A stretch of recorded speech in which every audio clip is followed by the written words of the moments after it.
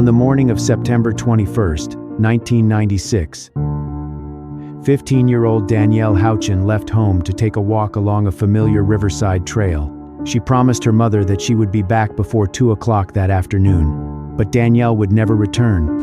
Her pickup truck was still sitting in the parking area. The doors were unlocked. Her keys and water bottle had been left lying on the trail.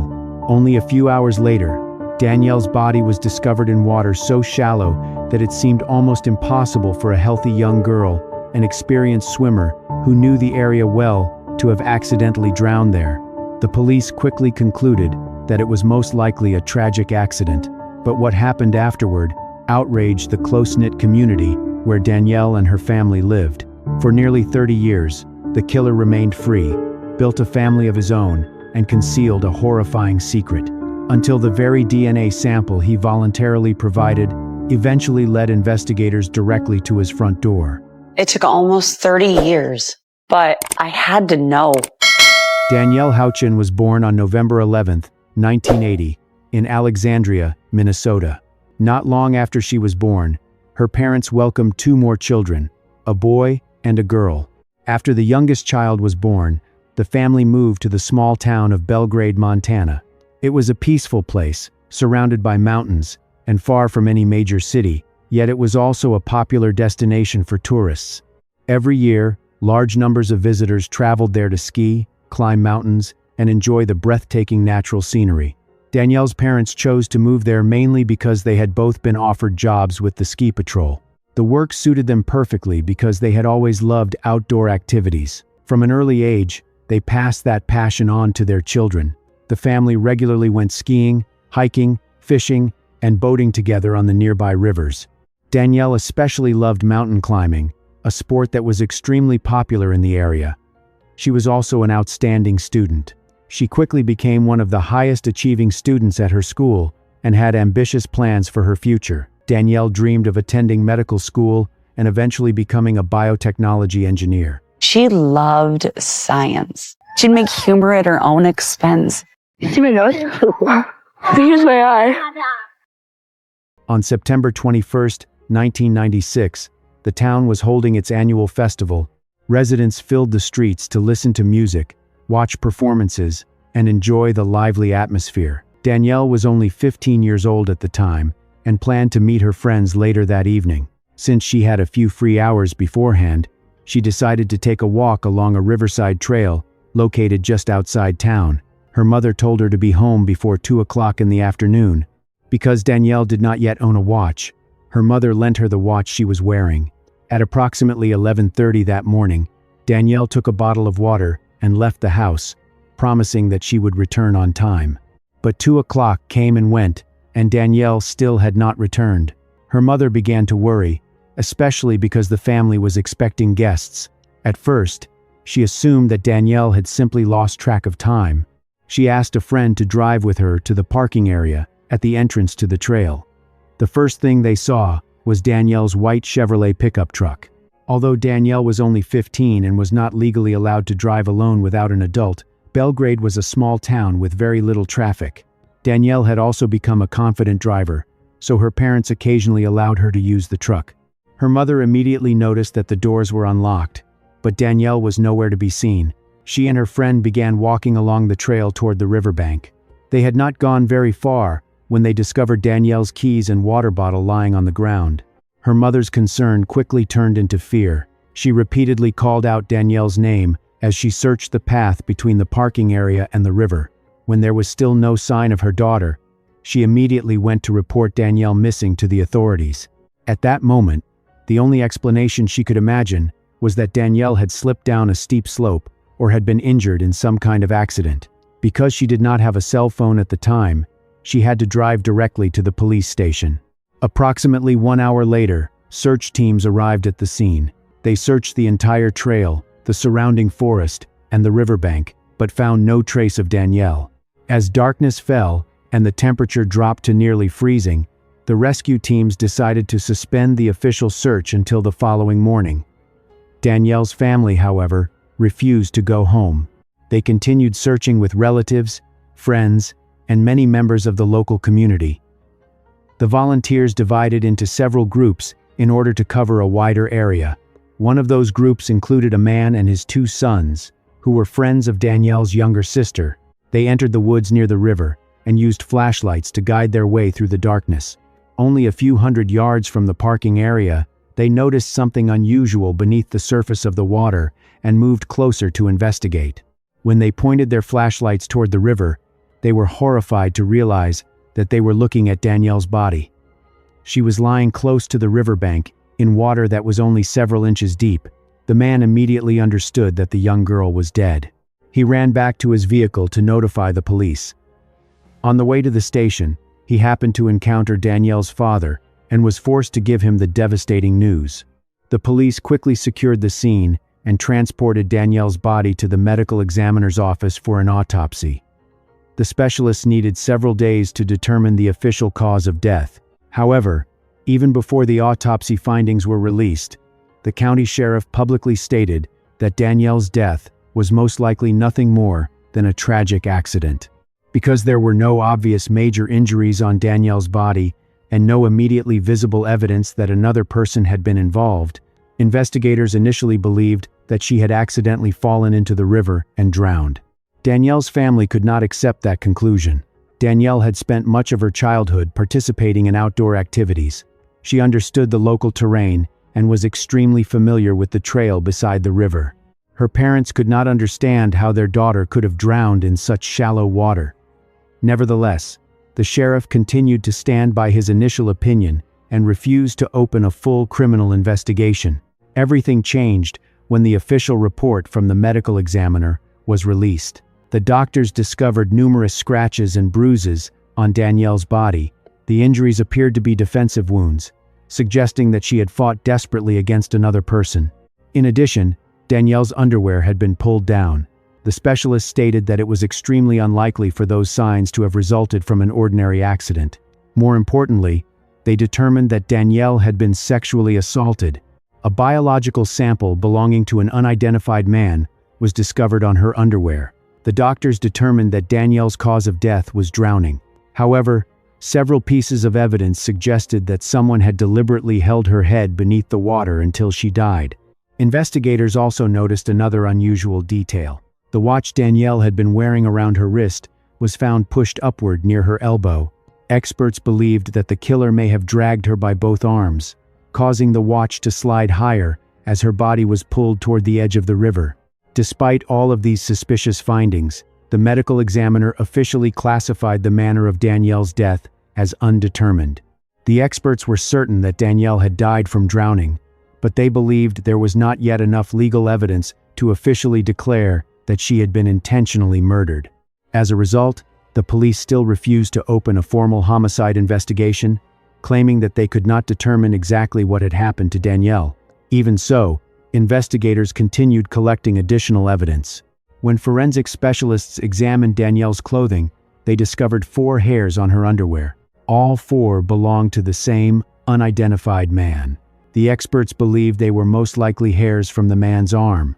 From those hairs, forensic specialists were able to extract a partial DNA profile. At the time, however, the Federal Bureau of Investigation had not yet established a national DNA database. Without a database to compare the partial profile against, identifying Danielle's killer was nearly impossible. The only thing investigators could confirm was that the DNA recovered from the hairs and the semen found on Danielle's underwear belonged to the same man. Police also returned to the scene and discovered a man's shoe print in the soil. However, they could not determine whether the footprint was connected to the case. Investigators questioned numerous potential suspects, but they were unable to link any of them to Danielle's death.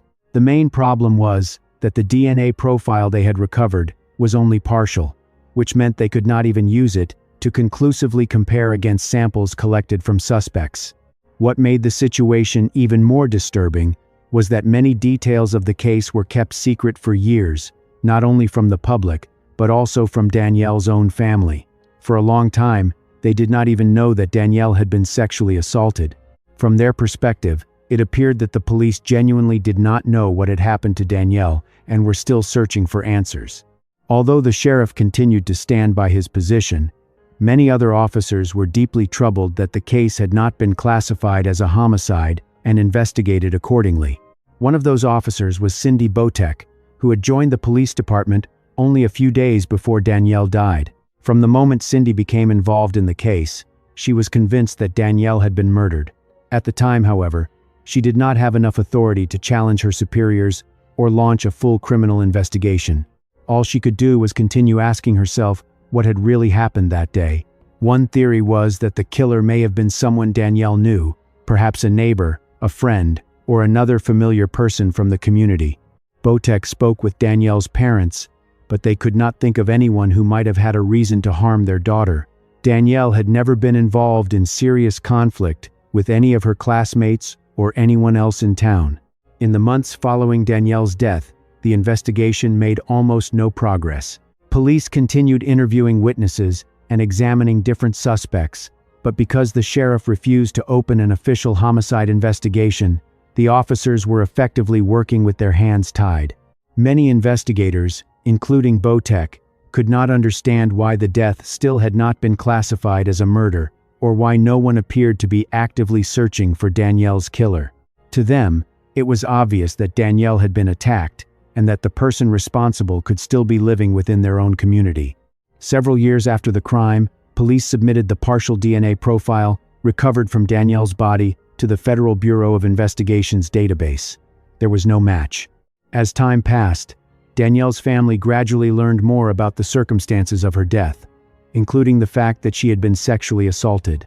They were furious to discover that the sheriff had failed to treat the case as a homicide from the beginning and had withheld such important information from them for years. The sheriff later claimed that he had never viewed Danielle's death as an accident and had always believed that she had been murdered. However, that claim directly contradicted statements he had previously made to the local press, in which he said there was not enough evidence to classify Danielle's death as a homicide. Danielle's parents also clearly remembered him telling them the same thing, leaving them even more disappointed and confused. The sheriff then attempted to shift responsibility to the medical examiner's office. He argued that the only reason he had not launched a full investigation was because the medical examiner had officially classified the manner of death as undetermined. Danielle's family believed that he was simply trying to avoid responsibility. Everyone understood that if the case had been investigated properly during the critical first days, the killer might have been identified and arrested. Tragically, that never happened. As the years passed, finding the person responsible became increasingly difficult. Every lead slowly went cold. Even so, Danielle's parents never stopped fighting for a fair and thorough investigation, but every effort they made seemed to lead to another dead end. Eventually, Danielle's younger sister took over that fight. She repeatedly spoke with reporters, contacted investigators, and did everything she could to make sure that the person who killed her sister would one day be exposed. By 2019, 23 years after Danielle's death, the family finally persuaded authorities to reopen the investigation. Unfortunately, the renewed investigation still failed to produce a breakthrough. The Federal Bureau of Investigation's DNA database still returned no match. Re-examining the original suspects also led nowhere. Once again, the case reached a dead end. Everything began to change in 2021 when a new sheriff took office. Remarkably, he was also the officer who had joined the department just one day before Danielle died. For years, the case had haunted him. Like many of his colleagues, he had always believed that Danielle had been murdered. Now, in his new position, he finally had the authority to launch the full investigation that the case had always deserved. But after so many years, the only meaningful piece of evidence that remained was the killer's partial DNA profile. Realizing that the case needed an entirely new approach, the sheriff brought in two outside experts. One was a former investigator from California, who was now working as a private detective. The other was a DNA analyst. Together, they focused on identifying the man who had left the biological material and hairs on Danielle's underwear. Their first step was to send all of the remaining evidence to a laboratory in California, equipped with some of the most advanced DNA technology available. Then, all they could do was wait. During that same period, in August of 2023, Danielle's death was officially reclassified as a homicide nearly 27 years after she was killed. Several months later, in early 2024, the California laboratory contacted the investigative team. The analysts explained that they still had not been able to identify the person whose DNA was found on Danielle. However, they had achieved an extremely important breakthrough. Using modern forensic technology, they had successfully developed a complete DNA profile from the decades-old evidence.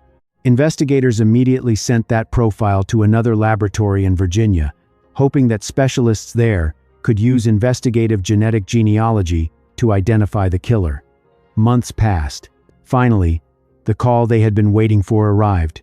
The specialists in Virginia explained that they had uploaded the killer's DNA profile to public genealogy databases, where individuals voluntarily share their genetic information in order to locate relatives and learn more about their family histories.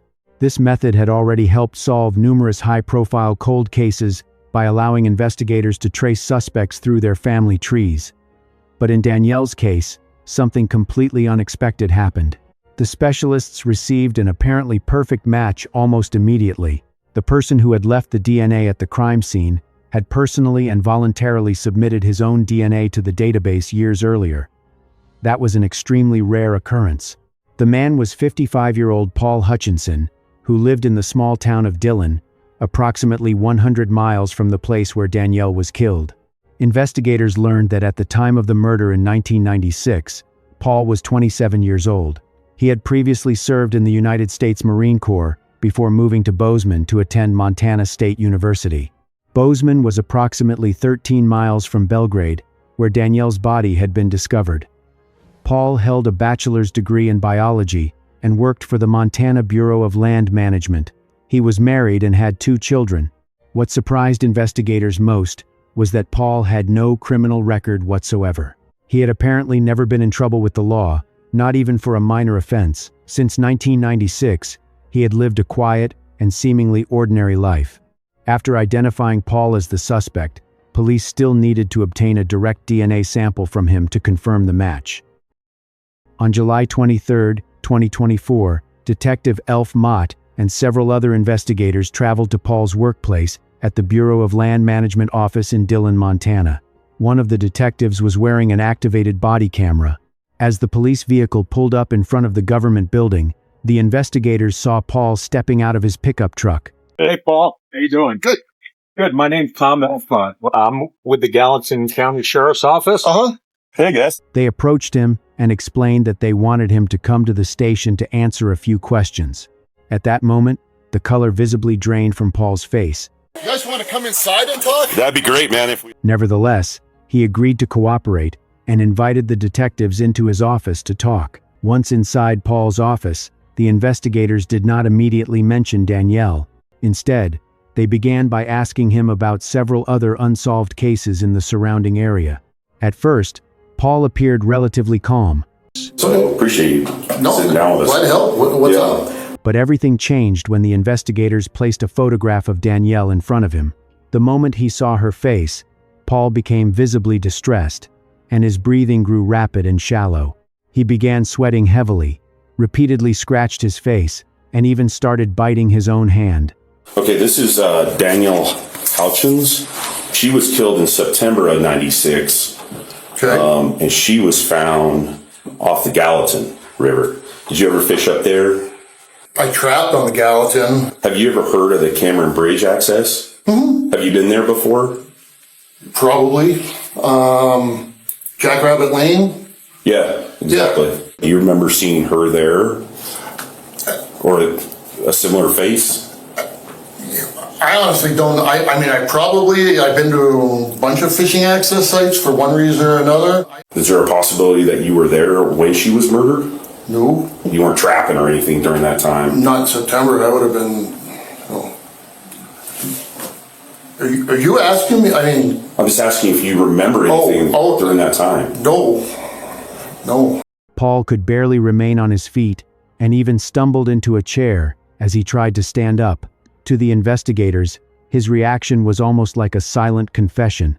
Even so, Paul continued to deny having anything to do with Danielle's murder. But once the detectives told him they had the suspect's DNA, A confession was no longer necessary. They collected a direct DNA sample from Paul and sent it to the laboratory for comparison. While waiting for the results, however, they were forced to let him leave because they still did not have enough evidence to arrest him. Immediately after the interview, Anything else you want to ask me while I'm here? No, we're good. We're good now. investigators called Danielle's younger sister. They told her that they had finally identified the man who killed Danielle. They said they had no doubt about his guilt, and that the DNA results were now only the final confirmation. After nearly 28 years of waiting, Danielle's sister finally felt a sense of relief. She believed that the man responsible was about to face justice. At the same time, she understood that a long legal process still lay ahead. But then the case took a turn that no one had expected. Just one day after the interview, as investigators were preparing to receive the DNA results from the laboratory, Paul called the local sheriff's office and said that he needed help. He gave them his location and then ended the call. When officers arrived, they found Paul's vehicle parked along the side of the road. Paul was dead inside. A firearm was found beside his body. After investigating the scene, authorities concluded that Paul had taken his own life. He left no note behind, but the reason appeared painfully clear.